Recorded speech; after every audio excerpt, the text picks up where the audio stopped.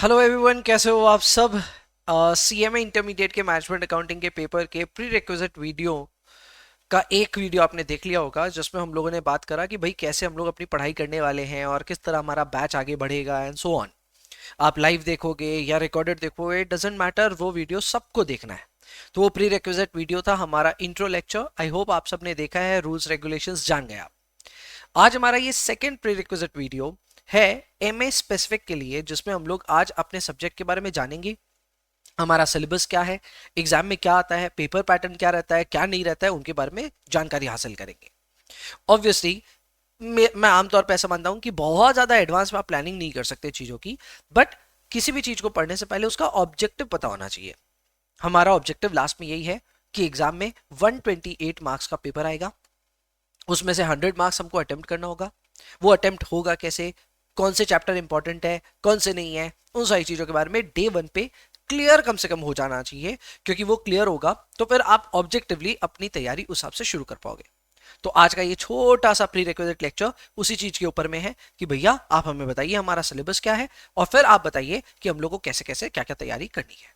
शुरुआत करते हैं, let's get started with our lecture. सबसे पहले आज हमारे दो ही टारगेट्स है दोस्तों। पहला टारगेट है सिलेबस के बारे में जानना, और दूसरा टारगेट है एबीसी एनालिसिस के बारे में जानना। एंड ऑब्वियसली उससे सबसे पहले इंपॉर्टेंट तो ये है कि सर मैनेजमेंट अकाउंटिंग क्या है, उसके बारे में एक लाइन बताओ सर। ज्यादा ज्ञान मत देना, और कॉपी में तो लिखवाना ही मत, सिर्फ समझाने के लिए समझा दो। तो एकदम सिंपल समझाता हूं। कॉस्ट अकाउंटिंग और मैनेजमेंट अकाउंटिंग में एक बड़ा अंतर है। मैनेजमेंट अकाउंटिंग कॉस्ट अकाउंटिंग से डिफरेंट इसलिए है क्योंकि कॉस्ट अकाउंटेंट का काम है सिर्फ कॉस्ट रिकॉर्ड्स बनाना। यानी कि एट द एंड आप उससे पूछेंगे कि तुम जो प्रोडक्ट बनाए हो उस प्रोडक्ट का कॉस्ट क्या है बताओ, तो वो बता सकेगा। आप उससे पूछोगे कि जितने खर्चे सोचे थे उसके मुकाबले कितने खर्चे हो गए, उसका वेरिएंस रिपोर्ट निकाल करके दो, वो बना के दे देगा। ये सारे रिपोर्ट्स बनाना, कॉस्ट निकालना, सेलिंग प्राइस निकालना, यहां तक का गेम कॉस्ट अकाउंटेंट का है।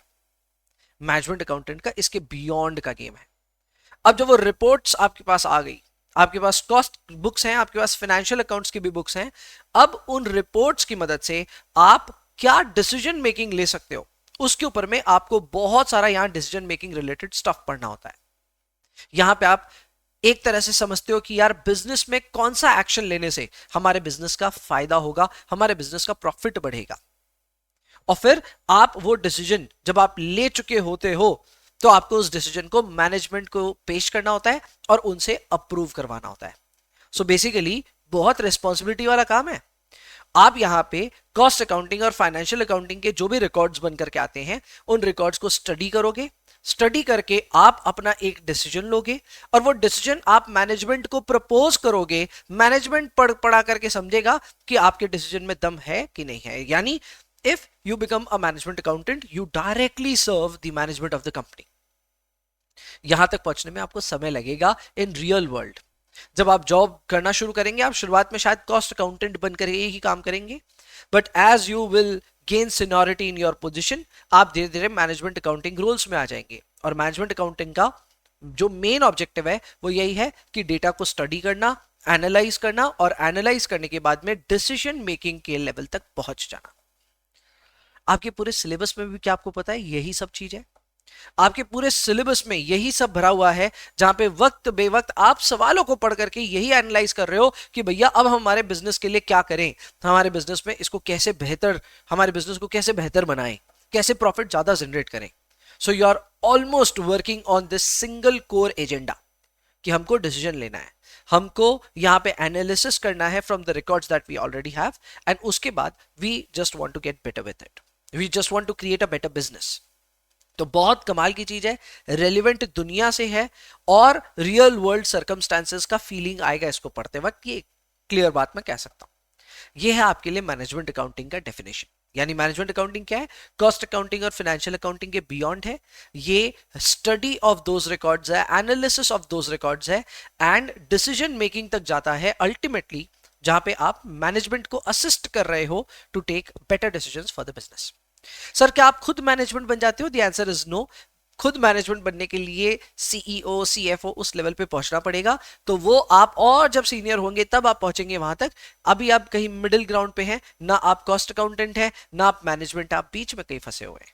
ठीक है। सो ये है मैनेजमेंट अकाउंटिंग। सबसे पहले मैनेजमेंट अकाउंटिंग का मतलब क्या होता है ये आई होप क्लियर हो गया। ओके सर, अब अपने बात करते हैं सर अबाउट सिलेबस। सिलेबस बहुत सिंपल है, मैं एक एक करके सारी चीजें आपके सामने रख रहा हूँ। सिलेबस में आप अगर सबसे पहला टॉपिक आप देखेंगे ना, तो इन्होंने एक टॉपिक इंट्रोड्यूस कर रखा है, इंट्रोडक्शन टू मैनेजमेंट अकाउंटिंग। अभी जो मैंने मैनेजमेंट अकाउंटिंग के बारे में आपको ज्ञान दिया, यही थोड़ा सा एक्सपेंडेड फॉर्म में एक थ्योरी चैप्टर है जो कि इंपॉर्टेंट है एग्जाम के लिए, क्योंकि थ्योरी आती है एग्जाम में। मैं बताऊंगा कितने मार्क्स की आती है, क्या आती है, सब बताऊंगा, बट ये एक थ्योरी टॉपिक है। अगर आपके पास में इंस्टीट्यूट की मैट है तो इंस्टीट्यूट की मैट को खोलिए, you will see this content. उसमें आप पहले चैप्टर को थ्योरी लिख सकते हैं। अगर नहीं है तो ढूंढने मत जाओ, कोई प्रॉब्लम नहीं है। आप बस याद रखना, बाद में भी आकर के आप इसको भर सकते हो। The first chapter is basically theory, ठीक है सर। सेकेंड चैप्टर है एक्टिविटी बेस्ड कॉस्टिंग। ये एक सुनहरा टॉपिक है, ये थोड़ा बहुत कनेक्टेड है with the concept of overheads या फिर एब्जॉर्प्शन कॉस्टिंग, जो कि आप पेपर नंबर 8 कॉस्ट काउंटिंग में पढ़ करके आते हैं। ये उससे मिलता जुलता है, डेफिनेटली है, लेकिन इंटरेस्टिंग कॉन्सेप्ट है, इजी कॉन्सेप्ट है। ये प्रैक्टिकल टॉपिक है एंड एग्जाम में आता है, so it's a practical topic. Okay, next आते हैं हम डिसीजन मेकिंग टूल्स में, जिसमें मैंने आपको कहा था डिसीजन मेकिंग के ऊपर बहुत सारे सवाल आते हैं। जिसमें मार्जिनल कॉस्टिंग, नाम सुना सुना लग रहा है, सुना हुआ होगा ग्रुप 1 में, तो मार्जिनल कॉस्टिंग यहाँ पे है।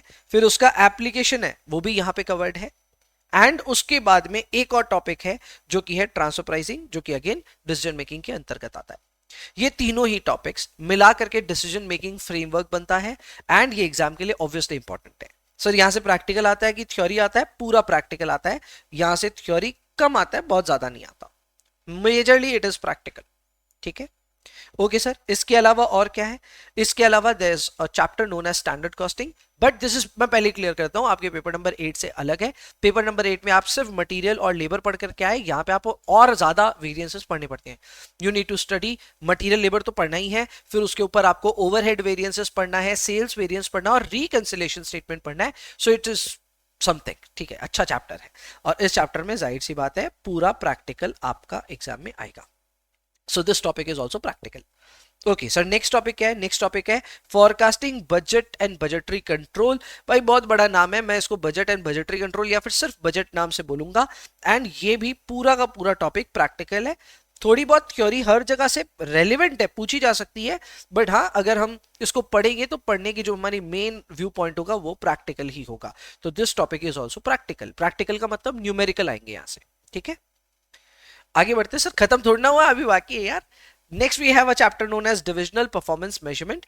ये बेसिकली चैप्टर ये काम करता है कि भाई आपका बिजनेस कैसा परफॉर्म कर रहा है उसका आपको यहाँ पे एनालिसिस करना है और अकॉर्डिंगली ऑब्वियसली बेटर एक्शंस लेने हैं। सो बिजनेस का परफॉर्मेंस कैसा चल रहा है या बिजनेस के किसी सब पार्ट का परफॉर्मेंस कैसा चल रहा है, you need to analyse that entirely this concept is, बहुत सारे इसमें enriched concepts हैं, बहुत अच्छे अच्छे concepts हैं, like DuPont analysis, ROE breakdown होता है उसमें, और इसके अलावा EVA का concept और बहुत interesting concepts हैं, but frankly this is entirely a practical topic,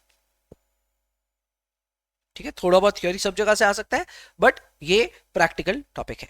अब इसी प्रैक्टिकल टॉपिक में एक हिडन टॉपिक है लर्निंग कर्व, जो कि इसी के अंदर आप प्रैक्टिकल मार्क कर लो, वो भी एक अलग से चैप्टर पढ़ा जाता है आमतौर पे, ठीक है। So learning curve is also considered as a separate chapter. मैं हालांकि इसको सेपरेट चैप्टर की तरह अपनी भी बुक में नहीं डाल रखा हूं, बट आप इसको एक सेपरेट चैप्टर की तौर पे दृष्टि दे सकते हैं। So we have one chapter which is DPM, the other chapter is learning curve, ये दोनों प्रैक्टिकल। फिर आया रिस्पॉन्सिबिलिटी अकाउंटिंग। ये दोनों का मिक्स बोल सकते हैं, पर मेजरली ये थ्योरेटिकल है, मेजरली ये थ्योरेटिकल है एंड एग्जाम में थोड़ा कम रेलिवेंट भी है। तो ये एग्जाम में आमतौर पे थोड़ा छुप छुपा जाता है, आता नहीं है, तो इसकी एक प्रॉब्लम है ये, बट ये मेजरली थ्योरेटिकल है। कुछ एक एरियाज हैं जहां पे ये प्रैक्टिकल हो सकता है। Then we have decision theory. Decision theory में it's an entirely practical area, मजेदार कॉन्सेप्ट है एंड ये गजब का प्रैक्टिकल यहाँ पे बनता है। सो ये भी एक प्रैक्टिकल टॉपिक है।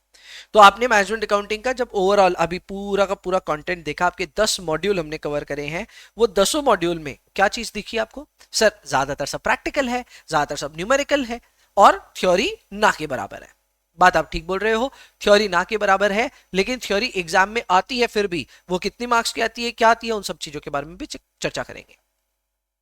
सबसे पहले मैंने इंस्टीट्यूट बुक से पूरा आपको सिलेबस ब्रेक डाउन करवा दिया। इंस्टीट्यूट की बुक एक बार बता दिया भाई क्या प्रैक्टिकल है, क्या कितने मार्क्स का है, क्या अरे कितने मार्क्स का ये नहीं बताया, बट प्रैक्टिकल है ये तो कम से कम बता दिया आपको। तो वो प्रैक्टिकल्स और थ्योरी को मैं डिफरेंशिएट कर चुका हूं फ्रॉम द इंस्टीट्यूट बुक। अगर आपके पास इंस्टीट्यूट बुक थी तो मेरे ख्याल से आप प्रैक्टिकल और थ्योरी को खुद भी इंडेक्स लेवल पे डिमार्केट कर चुके होंगे, लिख चुके होंगे। अगर नहीं थी कोई बात नहीं, आप बाद में भी ये कॉपी कर पाओगे, ठीक है। लेकिन इसके अलावा अपनी जो मैट है, आपको मेरी भी मैट मिली है, उस मैट के कंटेंट्स को अगर आप देखेंगे तो you will see there are certain chapters here, ठीक है। पहला चैप्टर है इंट्रोडक्शन टू मैनेजमेंट अकाउंटिंग। ये हमने नाम के लिए दिया हुआ है, 2 पन्ने का है, कुछ भी इसमें खास नहीं है। This is actually a theory topic.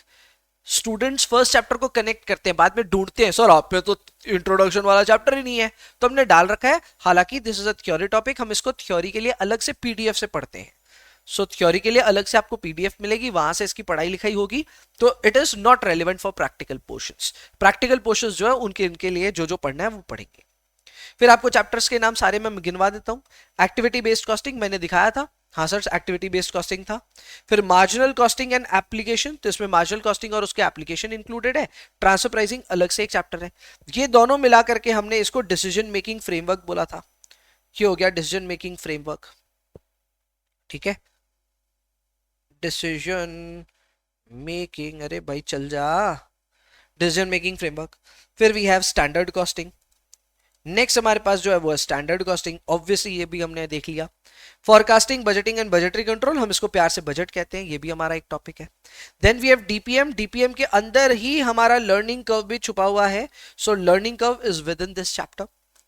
Then we have responsibility accounting, nothing much awaits here. छोटा सा टॉपिक है, सिंपल सा टॉपिक है, लेकिन हाँ इसको इंक्लूड कर रखा है। And then we have decision theory, तो उसमें डिसीजन थ्योरी भी है, जो कि यहाँ पे आपका सारा का सारा प्रैक्टिकल पोर्शन जो है उसको क्लब करके आपकी ये स्टडी मॉड्यूल को बनाता है, ठीक है सर। सिलेबस मोटा मोटी समझ में आ गया, एक एक करके इन टॉपिक्स को कंप्लीट करेंगे, क्लासेस यही है, एकदम सही बात है, यही है।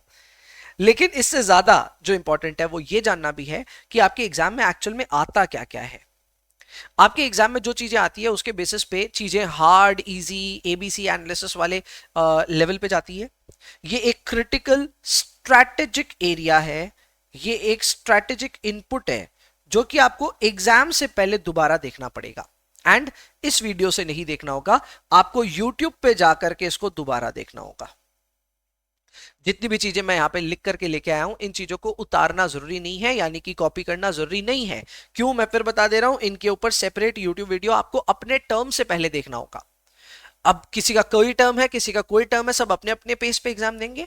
उस समय तक हो सकता है पेपर पैटर्न में चेंजेस आ जाए, एबीसी एनालिसिस बदल जाए, इसलिए हर टर्म की एबीसी एनालिसिस और जो हमारा पेपर पैटर्न है उसका वीडियो अलग से आता है यूट्यूब पे, वो आपको देखना चाहिए, ठीक है। ये लेकिन स्ट्रैटेजिक इनपुट है, इससे आपको पता चलता है कौन सी चीज कितनी इंपॉर्टेंट है। बट फिर भी सर, जितनी हमारे पास जानकारी है उसके बेसिस पे क्या हम फर्क कर सकते हैं कौन से कितने मार्क्स का टॉपिक है?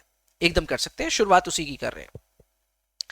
Paper pattern largely institute 2 sections में रखता है, section A, section B. Section A is all about MCQs. तो एमसीक्यूज आते हैं जो कि इंस्टीट्यूट 15 एमसीक्यूज पूछता है 2 मार्क्स के, so that completes 30 marks of your paper. ये ऑब्वियसली आसान भी हो सकता है, हार्ड भी हो सकता है, बट हाँ 15 ही क्वेश्चंस होते हैं। अब इसमें मुझे हर बार लगता है कि पेपर पैटर्न बदल जाएगा, कभी कभी इंस्टीट्यूट ज्यादा क्वेश्चंस भी पूछ सकता है, 1 मार्क्स के भी पूछ सकता है, ये हमेशा एक डर रहता है। इसलिए आपका जब भी टर्म हो उस समय एक बार चेक कर लीजिएगा कि क्या ऐसे कोई बदलाव आते हैं क्या। आमतौर पे ऐसे बदलाव नहीं आते हैं जल्दी से, पर अगर कभी आए तो उसके लिए चेक जरूर करना चाहिए। Next we have section B. Section B की अगर हम बात करें तो यहाँ पे टोटल 7 क्वेश्चंस होते हैं, जिसमें से आपको 5 अटेम्प्ट करने होते हैं, और हर क्वेश्चन 14 मार्क्स का होता है, 14 मार्क्स का। अब एक एक क्वेश्चन पूरा 14 मार्क्स का भी हो सकता है, या फिर 7 मार्क्स का भी ब्रेकअप हो सकता है। अब इस पे मैं कमेंट नहीं करना चाहूंगा, क्योंकि इंस्टीट्यूट ने अपने तेवर बदले हैं इन द पास्ट। कभी वो 14 मार्क्स के क्वेश्चन पूछता है और कभी 7 मार्क्स के ब्रेकअप करके पूछता है। इसीलिए एग्जाम से पहले ही जो वीडियो बनेगा उस वीडियो में ज्यादा अच्छे से हम लोग उन सारे पेपर पैटर्न वगैरह की चर्चा करेंगे, ठीक है। तो इस बात का हमेशा ध्यान रखना, paper pattern, ABC analysis exam से पहले देखना, ज्यादा आइडिया लगेगा। लेकिन फिर भी चैप्टर वाइज ब्रेकडाउन करवा देता हूं। चैप्टर वाइज ब्रेकडाउन ये है कि क्वेश्चन नंबर 2A जो है ना वो थ्योरी से आता है, and similarly question number 8B theory से आता है। So we have 2 questions which are from theory. So question number 2A and 8B are from theory. बाद बाकी question number 2B is from activity based costing, 8A is from decision theory, and बीच में जितने chapters आप देख रहे हैं वो कम से कम 14 मार्क्स का एक एक चैप्टर है। क्या बात बोल रहे हो सर, एक एक चैप्टर 14 मार्क्स का वेटेज है जी। आपने जो कंटेंट्स देखा था वो कंटेंट्स में कुछ ही चैप्टर्स है जिनकी वेटेज 7 मार्क्स की है, बाद बाकी सबकी वेटेज 14 मार्क्स की है। यकीन नहीं हो रहा है, दिखा देता हूं।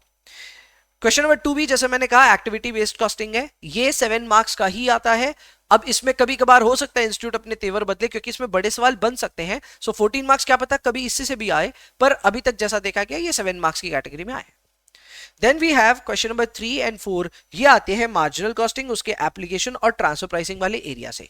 यानी यहां पे टोटल 4 क्वेश्चंस ऑफ 7 मार्क्स आ सकते हैं, या फिर 2 question of 7 marks, 1 question of 14 marks, या फिर 2 क्वेश्चंस ऑफ 14 मार्क्स, कोई भी कैटेगरी में आ सकता है। लेकिन टोटल इसकी वेटेज हो गई 28 मार्क्स की। सो मार्जिनल कॉस्टिंग, जाहिर सी बात आपको समझ में आ गया, इंपॉर्टेंट चैप्टर है। Marginal costing, application, transfer price, सब मिला के कितना 28 मार्क्स, है ना, बहुत बड़ी बात है, बहुत बड़ा टॉपिक हो गया ये। इसी के साथ में हमारा स्टैंडर्ड कॉस्टिंग है। स्टैंडर्ड कॉस्टिंग आपको देखने को मिलता है 14 मार्क्स का। ये 14 मार्क्स अगेन कैसे भी स्प्लिट हो सकता है, इट कुड बी 7 + 7 और इट कुड बी 14। फिर क्वेश्चन नंबर 6 है which is budget and budgetary control, जिसको हम प्यार से बजट कहेंगे। इस पे भी आपको 14 मार्क्स का एलोकेशन देखने को मिलता है एग्जाम में, वो 7 + 7 या 14 की कैटेगरी में आ सकता है। And then we have question number 7 which is DPM, divisional performance measurement. आप इसी के अंदर लर्निंग कर्व को डेफिनेटली हमेशा ध्यान रखिएगा। लर्निंग कर्व एंड डीपीएम मिला करके क्वेश्चन नंबर 7 बनता है, जो कि 7A 7B में स्प्लिट होता है आमतौर पे। सो ये 7 + 7 वाले ब्रेकअप पे रहता है, इस पे 14 मार्क्स का यूजुअली नहीं बनता। इन्हीं सब चीजों को अब आप समराइज करके लिखना चाहोगे ना, कौन से कितने मार्क्स, अरे यही तो लिखना है ना आपको।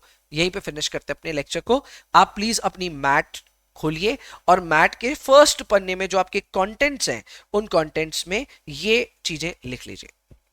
अपनी मैट का जो फर्स्ट पेज है, जो कंटेंट पेज है, फर्स्ट पेज तो नहीं सेकंड पेज बोलिए इफेक्टिवली, सेकंड पेज पे आपको आपका कंटेंट्स मिल रहा है मैट में। स्टडी मॉड्यूल की बात कर रहा हूं। उस स्टडी मॉड्यूल में आप फर्स्ट चैप्टर में लिखेंगे थ्योरी और 14 मार्क्स लिखेंगे, ठीक है। सेकेंड चैप्टर में लिखेंगे 7 मार्क्स, थर्ड और फोर्थ मिला करके लिखेंगे 28 मार्क्स, फिफ्थ में लिखेंगे 14 मार्क्स, सिक्स्थ में 14, सेवेंथ में 14। रेस्पॉन्सिबिलिटी अकाउंटिंग पे मार्क्स एलोकेट नहीं करेंगे, पर लिखेंगे मेजरली थियोरेटिकल, या नहीं भी लिखे कुछ तो चलता है।